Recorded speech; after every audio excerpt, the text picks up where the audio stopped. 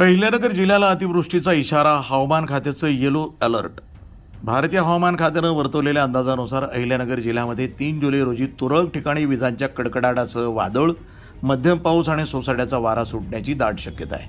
तसंच 4 जुलै रोजी जिल्ह्यामध्ये अतिवृष्टीचा इशारा देण्यात आला असून जिल्ह्यासाठी येलो अलर्ट जारी करण्यात आला आहे. या पार्श्वभूमीवर जिल्हा आपत्ती व्यवस्थापन प्राधिकरणाचे मुख्य कार्यकारी अधिकारी तथा निवासी उपजिल्हाधिकारी दादासाहेब गीते यांनी जिल्हाधिकारी कार्यालयामार्फत प्रसिद्धी पत्रक जारी करून जिल्ह्यातील नागरिकांना विशेष दक्षता घेण्याचं आवाहन केलंय.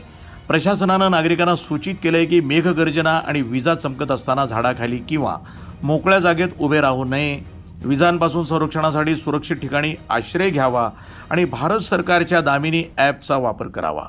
वादळादरम्यान कोणत्या विद्युत उपकरणांचा वापर करू नये, तसंच ट्रॅक्टर, शेतीची अवजारं आणि दुचाकी वाहनापासून दूर राहावं. मोकळ्या मैदानात अडकल्यास जमिनीशी कमीत कमी संपर्क ठेवून गुडघ्यावर बसून डोके आणि कान झाकून घ्यावेत. याशिवाय रस्त्यावरील जाहिरात फलक अर्थातच होर्डिंग्स, टॉवर्स, विद्युत खांब आणि जुनाट आणि मोडकळीस आलेल्या इमारतींच्या आसपास आश्रय घेणं टाळावं. नदी, ओढे आणि नाल्याकाठच्या नागरिकांनी पाणी पातळी वाढल्यास सुरक्षित स्थळी स्थलांतर करावं आणि पाण्याचा प्रवाह वाहत असणारे पूल किंवा बंधारे ओलांडण्याचा प्रयत्न करू नये. अतिवृष्टीमुळे भूस्खलन आणि दरडी कोसळण्याची शक्यता असल्यानं डोंगराच्या पायथ्याशी राहणाऱ्या लोकांनी वेळीच सावध व्हावं आणि घाट रस्त्यांनी प्रवास करणं टाळावं. धरण आणि नदी क्षेत्रामध्ये पर्यटनासाठी जाणाऱ्या नागरिकांनी पाण्यात उतरू नये आणि धोकादायक ठिकाणी सेल्फीसुद्धा काढू नये, असंही प्रशासनानं स्पष्ट केलं आहे.